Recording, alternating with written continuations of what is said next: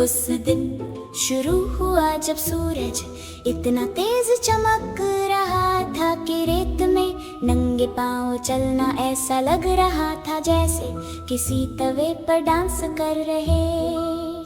और दूर दूर तक बस पिरामिड ही नजर आ रहे थे, ऐसे जैसे कोई पुराने जमाने के पहरेदार हों जो कोई भुला बिसरा राज छुपाए बैठे हों। मैं अपने दादाजी के साथ मिस्र की यात्रा पर था।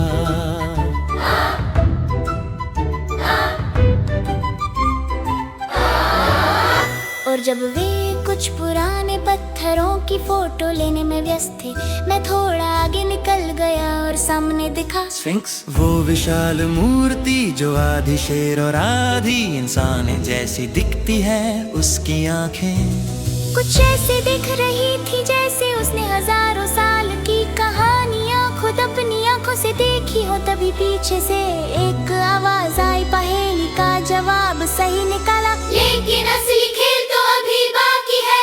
और मैं पलटा, वहाँ एक ऊंट खड़ा था, लेकिन ऐसा ऊंट जो बोल सकता था।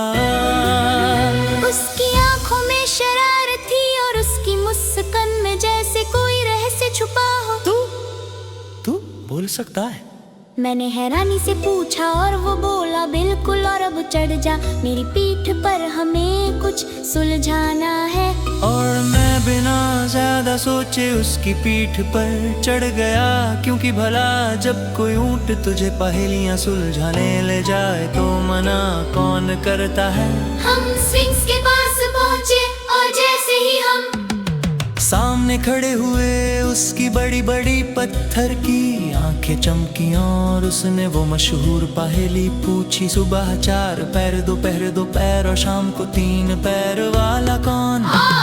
मैं थोड़ा घबरा गया, लेकिन ऊंट ने धीरे से फुसफुसा, इंसान। और मैंने जवाब दे दिया, तभी जमीन हिली और स्फिंक्स के पंजे के नीचे एक दरवाजा खुला। हम उसमें से अंदर फिसलते चले गए, जैसे किसी पुरानी कहानी की सुरंग में घुस गए हों। अंदर की दीवारों पर अजीब चमकदार चित्र बने थे, पक्षी, आंखें, सांप, सूरज। और ऊंट ने कहा, ये सिर्फ चित्र नहीं है, ये तो संकेत हैं जवाबों की भाषा। हर कमरे में नई पहेली थी, कभी तौलने वाली तराजू, कभी दरवाजों पर लगे अलग अलग चिन्ह, कभी छाया पहचानने वाली पहेली। और जब भी मैं अटकता हूँ कोई सीधा जवाब नहीं देता, बस इतना इशारा कर देता कि मेरा दिमाग खुद सोचे। और हर बार जब जवाब सही निकलता, एक और रहस्य खुलता। एक कमरे का फर्श पूरा एक भूल भुलैया था, और अगर मैंने गलत टाइल पर पाँव रखा तो वो लाल हो जाती, लेकिन अगर मैं सोचूं कि सूर्य देते था। राह पूरब से निकलते हैं और उनकी दिशा को समझूं तो मैं सही रास्ता खोज सकता था। हम धीरे धीरे कई कमों से गुजरे, ऊंट ने मुझे थोथ की कहानी सुनाई। वो देते ताज ज्ञान और लेखन के स्वामी थे, और कहे हैं उन्हें तारों के साथ। सवाल जवाब खेले थे और हर कहानी मुझे ये सिखा रही थी कि असली समझ रटने में नहीं, सोचने और जोड़ने में। आखिरी कमरे में छत पर तारे झिलमिला रहे थे, जैसे कोई अंतरिक्ष का नक्शा हो। और दीवार पर एक अंतिम पहेली उभरी, वो क्या है जो हर दरवाजा खोलती है पर किसी की नहीं होती, जो बिना आवाज बोले हर युग में समझी जाती है। मैंने थोड़ी देर सोचा, फिर धीरे से कहा, बुद्धि। और पूरा कमरा उजाले से भर गया, जैसे सुबह हो गई हो।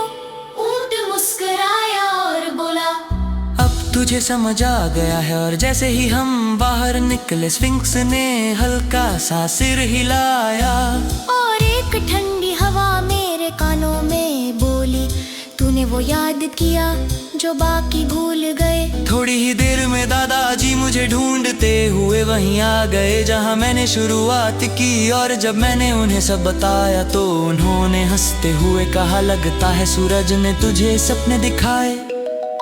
लेकिन वो अब भी वही था, खजूर खा रहा था और आंख मार कर रेत में खो गया।